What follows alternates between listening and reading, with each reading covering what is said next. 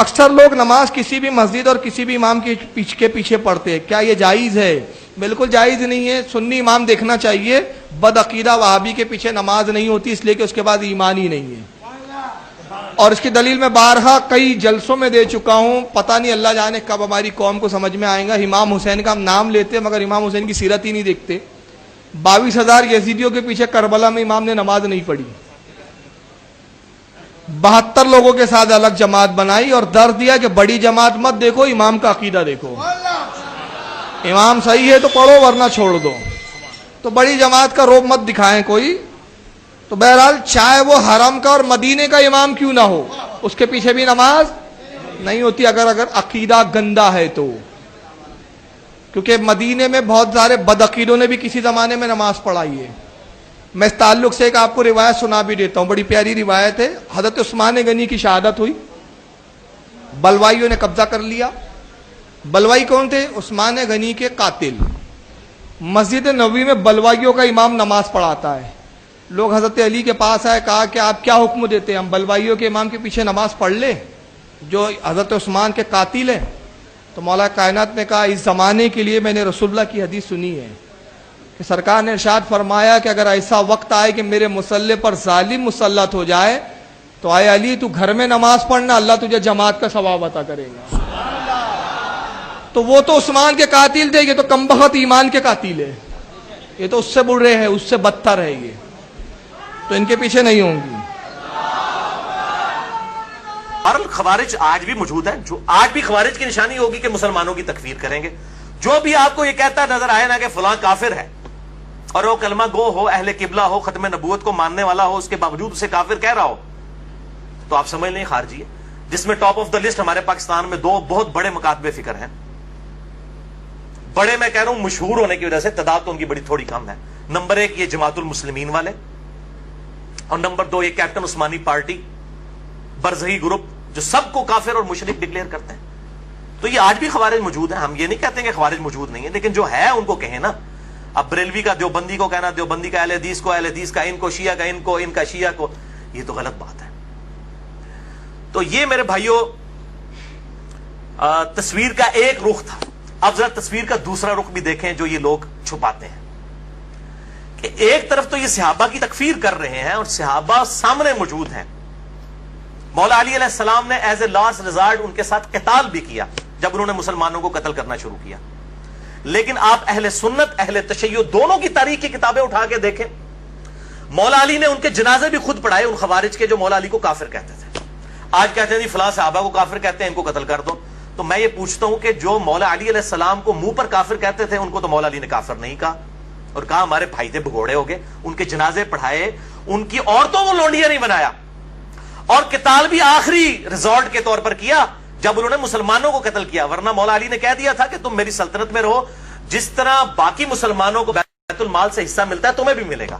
لیکن جب انہوں نے مسلمانوں کو قتل کرنا شروع کیا تو ایز اے لاسٹ ریزارٹ مولا علی رضی اللہ تعالیٰ عنہ علیہ السلام نے تلوار اٹھائی، اور اس کی بشارتیں اس میں موجود ہیں ریسرچ پیپر کے اندر کہ آپ صلی اللہ علیہ وسلم نے فرمایا تھا کہ قرآن حکیم کو منوانے کے لیے جس طرح مجھے کافروں کے خلاف قتال کرنا پڑا ہے، میرے صحابہ میں ایک خوش نصیب وہ بھی ہے جسے مسلمانوں کے خلاف قتال کرنا پڑے گا قرآن کو منوانے کے لیے۔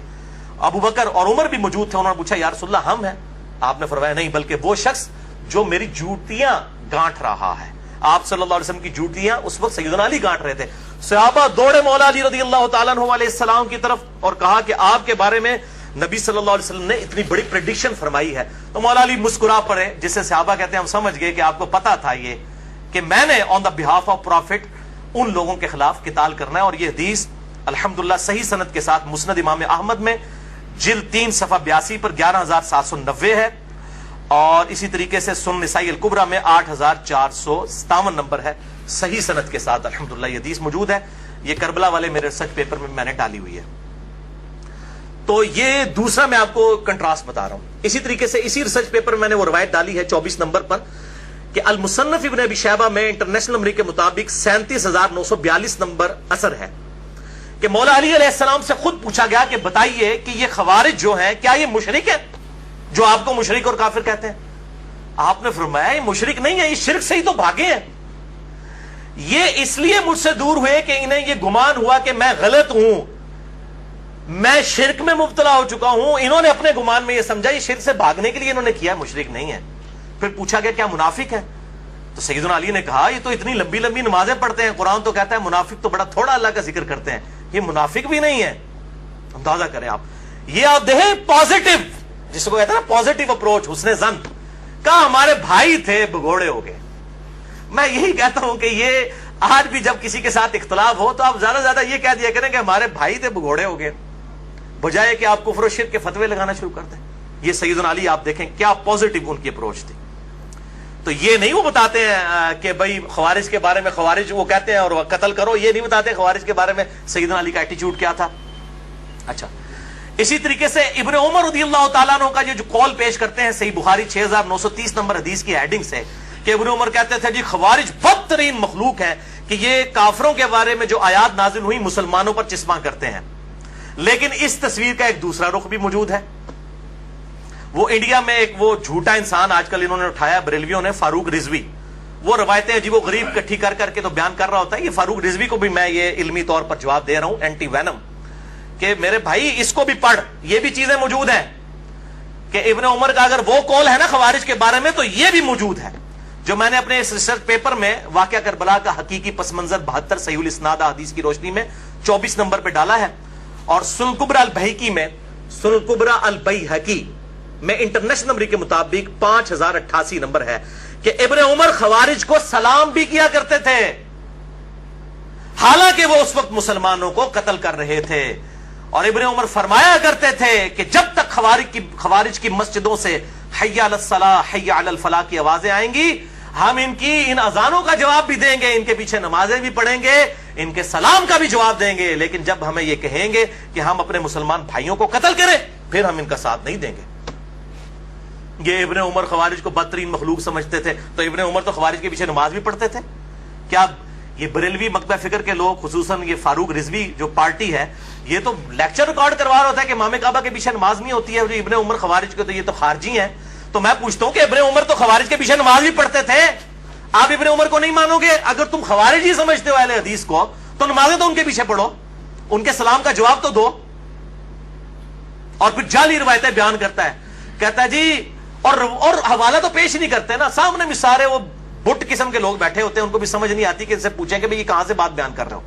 کہتا ہے جی مولا علی علیہ السلام کو نبی صلی اللہ علیہ وسلم نے کہا تھا کہ علی ایک زمانہ آئے گا کہ جو ہے وہ اس طریقے سے مسلمانوں کے خلیفہ کو محصور کر دیا جائے گا, تم اس وقت ان کے پیچھے نمازیں نہ پڑھنا بلکہ تم گھر میں نماز پڑھنا. وہ کیڑی کتاب لکھی ہے حدیث, میں تمہیں دسنا کیڑی کتاب لکھی ہے, بخاری شریف سے میں بتاتا ہوں کہ اس کی بالکل مخالفت میں حدیث لکھی ہوئی ہے جو تو اپنی پبلک کو دھوکہ دے رہا ہے. صحیح بخاری میں انٹرنیشنل نمبر کے مطابق 694 نمبر روایت ہے کہ نبی صلی اللہ علیہ وسلم نے فرمایا کہ امام تمہیں نمازیں پڑھاتے ہیں, اگر وہ صحیح نماز پڑھائیں گے تمہیں تمہارا ثواب پورا ملے گا اور ان کو بھی ملے گا, اور اگر وہ تمہیں غلط نمازیں پڑھائیں گے تو تمہیں ثواب پورا مل جائے گا, ان اماموں کی غلطیوں کا وبال انہی پر ہوگا. یہ اکثر مجھے لوگ پوچھ رہے ہوتے ہیں کہ جی بریلوی اور دیوبندی امام رفع الیدین نہیں کرتے تو غلط نماز پڑھ رہے ہوتے ہیں, تو ان کے پیچھے ہم نماز پڑھ لیا کریں.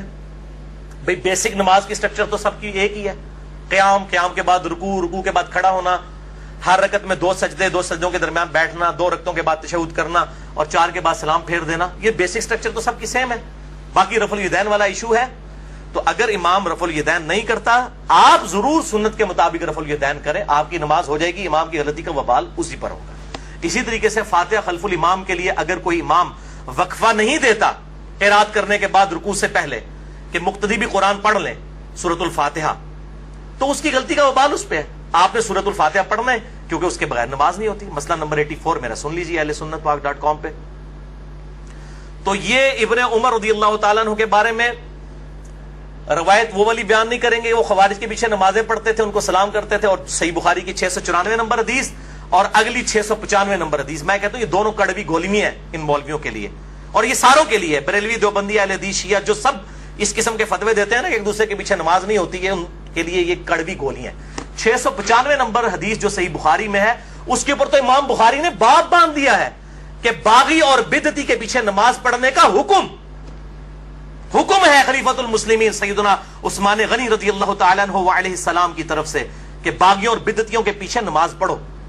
امام بخاری نے باب باندھا اور پہلے تعلیقاً روایت حسن بصری کا قول لے کر آئے تابی رضی اللہ تعالیٰ عنہ علیہ السلام، المتوفی 110 ہجری، کہ حسن بصری کہتے ہیں، جو بخاری اور مسلم کے راوی ہیں، کہ بدعتی امام کے پیچھے نماز پڑھ لے اس کی بدعت کا وبال اسی پر ہوگا۔ اور پھر نیچے روایت لے کر آئے امام بخاری 695 نمبر صحیح بخاری میں، جو مولویوں کے گلے سے نیچے نہیں اترتی،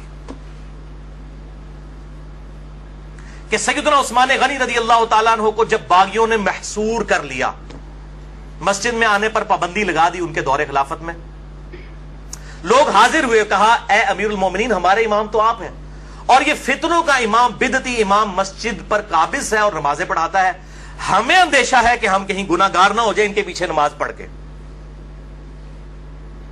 تو سیدنا عثمان نے یہ نہیں کہا اپنی 1.5 اینٹ کی مسجد لادہ بنا لو، حالانکہ سب سے بڑی چیز ان کی سٹیک پہ لگی ہوئی تھی خلافت۔ سیدنا عثمان نے کہا کہ نماز ہی تو مسلمانوں میں ایک نیکی کا کام ہے، تم انہی کے پیچھے نمازیں پڑھا کرو، جب تک یہ نیکی کا کام کرے ان کا ساتھ دو، جب برائی کرے ان سے الگ ہو جاؤ، نمازیں ان کے پیچھے ہی پڑھو۔ اس سے بڑی کون سی بدعت ہوگی؟ وہ کہتے ہیں جی کوئی چھوٹی بدعت ہوتی ہے، کوئی بڑی بدعت۔ بھئی سب سے بڑی بدعت خلیفۃ المسلمین کے خلاف خروج کرنا ہے۔ یہ جو آپ حدیث پڑھتے ہیں نا کہ کل بدعۃ ضلالہ وکل ضلالۃ فی النار، اس کو آپ ذرا پورا پڑھیں ابو داؤد ترمذی ابن ماجہ سے، کہ میرے بعد تم بہت اختلاف دیکھو گے، علیکم بسنتی وسنت الخلفاء الراشدین المہدیین، اس وقت میری سنت اور میرے خلفاء راشدین کی سنت کو لازم پکڑ لینا، اور دین میں نئی نئی بدعتوں سے بچنا، ہر بدعت گمراہی ہے اور ہر گمراہی دوزخ میں لے جانے والی ہے۔ پرٹیکولرلی خلفاء راشدین کے خلاف خروج کو نبی صلی اللہ علیہ وسلم نے بدعت کہا ہے، اور وہ 5 ہیں خلفاء راشدین، ابو بکر، عمر، عثمان، علی، حسن ابن علی رضی اللہ عنہم اجمعین وعلیہ السلام۔ میں نے اس میں بتایا وہ 30 سال تک خلافت ہے۔ تو سیدنا عثمان کے خلاف جو کھڑے ہوئے وہ تو بدعت کبریٰ کرنے والے لوگ تھے، اور یہ تو جھوٹا پراپوگنڈا بھی کیا جی وہ یہودی پارٹی تھی، کوئی عبداللہ ابن سبا پارٹی تھی، عبداللہ ابن سبا پارٹی تھی تو چلے اگر for the sake of argument آپ کا جھوٹ مان لیں تو پھر تو یہودیوں کے پیچھے نماز پڑھنے کا سیدنا عثمان نے کہہ دیا، چلو ہاں ووٹ پھکیلاب کیجئے، یہودی سنو، مسلمان تھے، تعویل کی غلطی لگی ہوئی تھی ان کو۔ ان کے سرگنا محمد بن ابی بکر سیدنا ابو بکر کے بیٹے تھے، بعد میں خیر وہ پیچھے ہٹ گئے، وہ ایکسٹریم تک نہیں گئے، شہادت میں وہ شامل نہیں ہیں، مسلمان تھے۔ مسئلہ نمبر 116-20 سن لیجئے میرا، کہ سیدنا عثمان کی شہادت کی اصل وجہ کیا تھی؟ بس ان کی کچھ پالیسیز ایسی تھیں جن کی وجہ سے صحابہ کو ان سے اختلاف ہو گیا تھا، اور وہ اختلاف پھر ایک خاص درجے کو تجاوز کر گیا، حتیٰ کہ سیدنا عثمان رضی اللہ تعالی عنہ وعلیہ السلام کو مظلوماً شہید کر دیا گیا۔ تو یہ ایک تلخ داستان ہے۔ تو میں بتا رہا ہوں کہ سیدنا عثمان کی لائف سٹیک پہ لگی ہوئی تھی، پھر بھی وہ کہہ رہے ہیں نمازیں ان کے پیچھے پڑھو، اور یہ کہتے ہیں امام کعبہ کے پیچھے نماز نہ پڑھو، فلاں کے پیچھے نماز نہ پڑھو، فلاں کے پیچھے۔ یہ فاروق رضوی صاحب کو میں بتا رہا ہوں کہ میرے بھائی یہ روایتیں بخاری سے پڑھ کے سناؤ، اور جو تو جعلی روایتیں بھائی بیان کر رہا ہے نا کہ جی مولا علی کو نبی صلی اللہ علیہ وسلم نے کہا کہ گھر میں ہی نماز پڑھنا، وہ کیڑی کتاب ہی لکھی پائی کٹ بار سن سنا کے سننی ٹنی سننی اسیاں بکش مسلمان کتاب و سنت کے دلائل پیش کرتے ہیں، ٹن کیا ہوا اپنی پبلک کو، کوئی ریفرنس پیش نہیں کرتے ہیں۔ تو میں کہتا ہوں سنی بنو، ٹنی نہ بنو، یہ ٹنی ہے، سن سنا کے سننی، سنی صحیح سنی بنو، کتاب و سنت کے منہج کے مطابق چلو۔